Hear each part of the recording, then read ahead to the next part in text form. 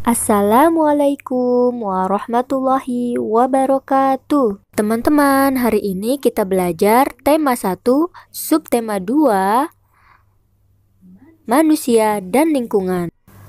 Teman-teman, aktivitas manusia seperti menulis, bersepeda, berjalan, dan berlari sangat dipengaruhi oleh organ gerak manusia.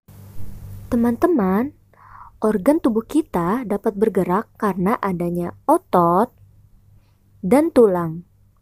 Kerjasama antara otot dan tulang ini akan menghasilkan sistem gerak.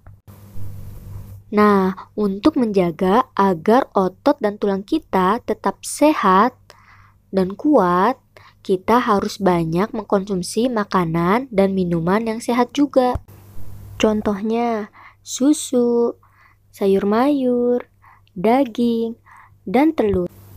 Selain itu teman-teman, kita juga dapat menjaga kesehatan dengan cara berolahraga. Bisa dengan bersepeda, senam, dan olahraga yang lainnya. Untuk menjaga agar organ gerak kita tetap sehat dan kuat, yuk kita senam bersama dengan mengikuti video berikut ini. Ayo semua berdiri. Setiap saat, setiap waktu, keringat basahi tubuh. Ini saat yang ku tunggu. Hari ini ku buktikan, ku yakin aku kan menang. Hari ini kan dikenang, semua doaku panjatkan, sejarahku persembahkan.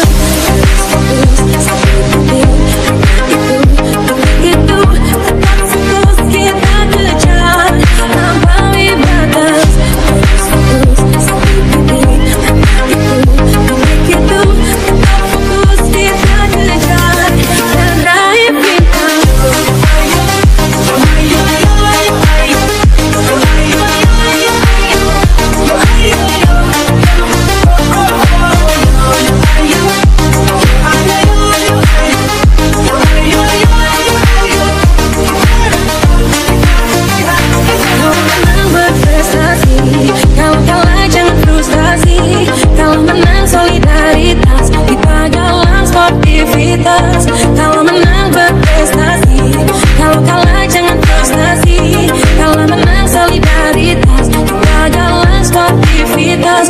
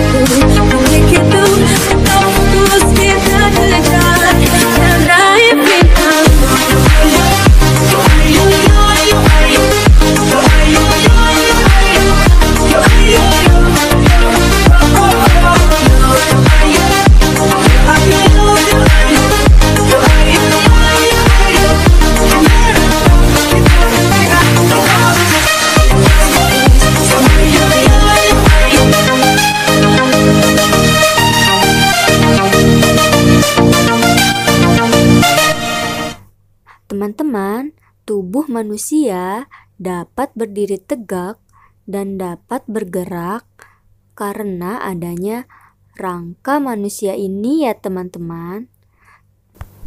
Sekarang kita akan mempelajari kerangka manusia.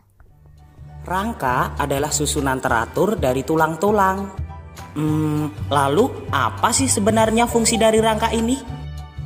Rangka memiliki fungsi antara lain sebagai alat gerak pasif untuk menegakkan tubuh kita, tempat melekatnya otot, dan melindungi organ vital yang ada di dalam tubuh kita, teman-teman. Bagaimana teman-teman? Semakin penasaran ingin tahu tentang rangka? Mari kita pelajari lebih jauh lagi, teman-teman. Wah.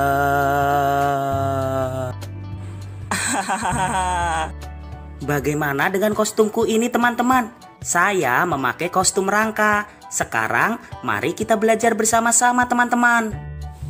Rangka tubuh manusia dikelompokkan menjadi 3, yaitu rangka kepala, rangka badan, dan rangka anggota gerak. Kita pelajari lebih detail lagi yuk teman-teman. Gambar di sebelah kanan saya ini adalah rangka kepala teman-teman.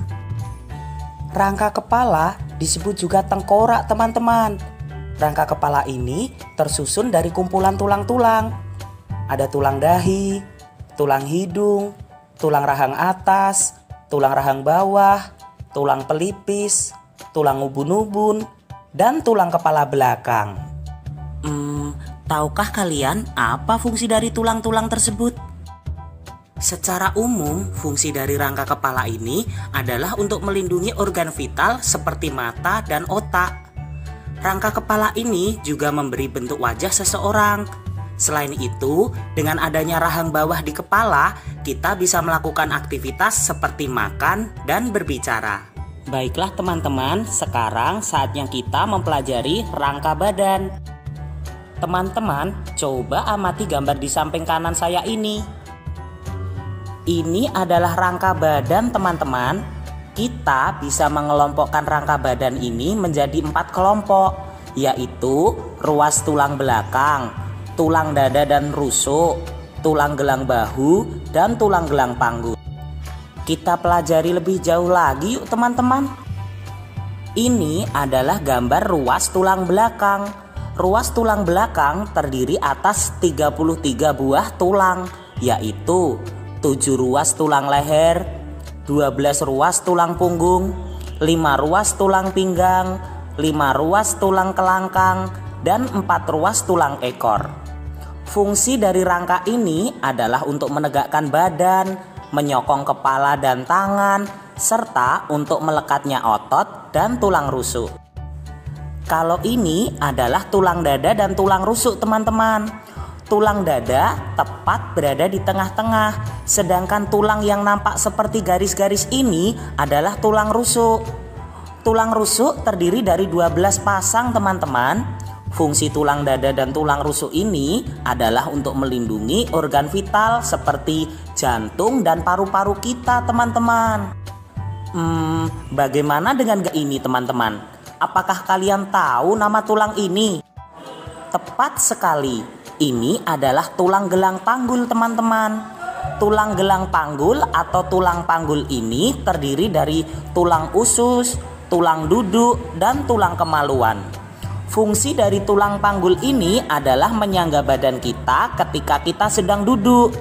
Selain itu, tulang panggul juga melindungi organ vital di perut dan juga untuk melekatnya tulang paha atas. Kalau ini adalah gambar tulang bahu teman-teman. Pada tulang bahu terdapat tulang yang berkaitan, yaitu tulang selangka dan tulang belikat. Sampai di sini apakah kalian memahami teman-teman? Luar biasa. Sekarang saatnya kita mempelajari rangka anggota gerak. Coba teman-teman perhatikan gambar berikut ini. Rangka anggota gerak terdiri dari rangka anggota gerak atas, yaitu tangan, dan rangka anggota gerak bawah, yaitu kaki. Sekarang kita pelajari satu persatu ya teman-teman. Coba perhatikan gambar ini teman-teman. Apakah kalian bisa melihatnya dengan jelas? Tepat sekali. Ini adalah rangka anggota gerak atas atau tangan. Rangka anggota gerak atas ini tersusun dari beberapa tulang. Di antaranya ada tulang lengan atas, tulang pengumpil, tulang hasta, tulang telapak tangan, dan tulang jari-jari tangan. Bagaimana teman-teman? Apakah kalian sudah memahami? Mari kita lanjutkan teman-teman. Kalau gambar ini adalah rangka anggota gerak bawah atau kaki. Rangka anggota gerak bawah ini juga terdiri dari beberapa tulang teman-teman. Antara lain tulang paha, tulang kering, tulang betis, tulang tempurung lutut, tulang pergelangan kaki, tulang telapak kaki, dan tulang jari-jari kaki. Nah, sampai di sini kita sudah selesai mempelajari tentang alat gerak pasif pada manusia, teman-teman. Warahmatullahi wabarakatuh. Ya, alhamdulillah teman-teman, pada hari ini kita masih kembali belajar ya.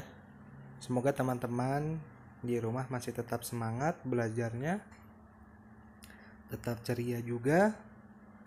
Jadi bisa menerima ilmu yang diberikan oleh Bapak Ibu guru di sekolah.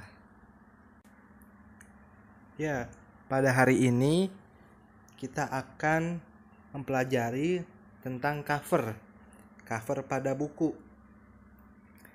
Arti cover yaitu bagian terluar dari sebuah buku yang terdiri dari 3 sisi, yaitu sisi depan, sisi belakang, dan punggung cover. Cover yang baik dapat menarik perhatian pembaca agar mau membaca isi buku. Untuk itu, cover buku harus memenuhi unsur-unsur berikut. Nah, bisa teman-teman lihat pada contoh cover buku yang ada di video ini. Teman-teman juga bisa melihat contoh yang ada di buku Bu Pena halaman 33.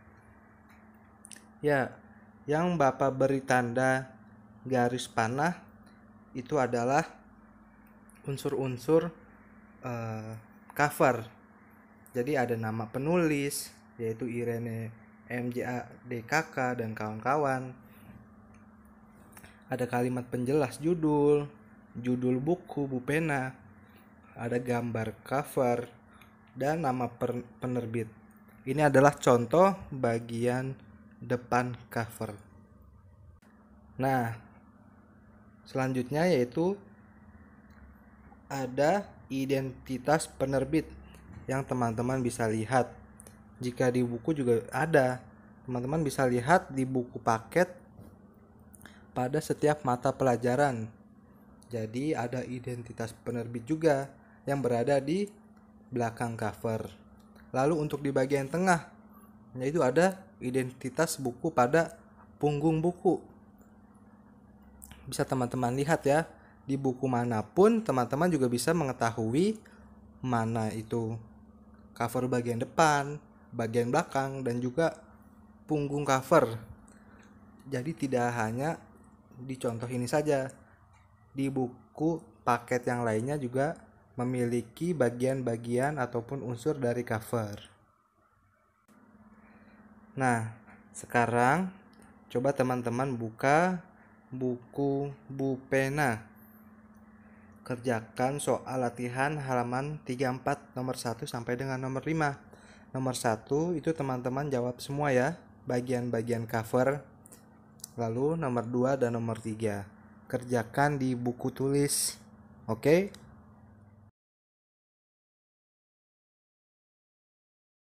Assalamualaikum teman-teman. Kali ini pelajaran bahasa Indonesia, Busna akan membacakan teks yang berjudul tentang mengurangi sampah plastik. Nanti teman-teman dengarkan dan simak ya apa yang Busna bacakan dalam teks tersebut. Teks ini terdiri dari 2 paragraf. Dengarkan ya. Mengurangi sampah plastik. Pencemaran lingkungan yang diakibatkan oleh sampah plastik merupakan masalah lingkungan yang penting. Plastik merupakan sampah yang sulit diurai di dalam tanah. Mari kita bayangkan yang akan terjadi jika sampah plastik terus-menerus kita buang di tanah. Lingkungan kita akan penuh dengan sampah plastik. Kesuburan tanah juga berkurang akibat banyaknya sampah plastik di dalam tanah. Kita harus melakukan berbagai upaya untuk mengurangi sampah plastik.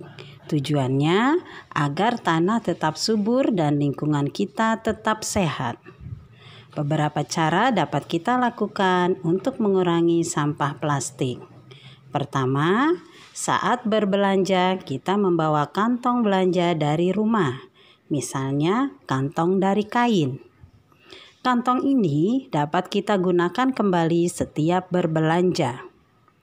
Kedua, kurangi pembelian barang yang dibungkus plastik. Jika tetap harus membeli barang berbungkus plastik, belilah yang kemasan besar agar kemasan plastik tidak banyak.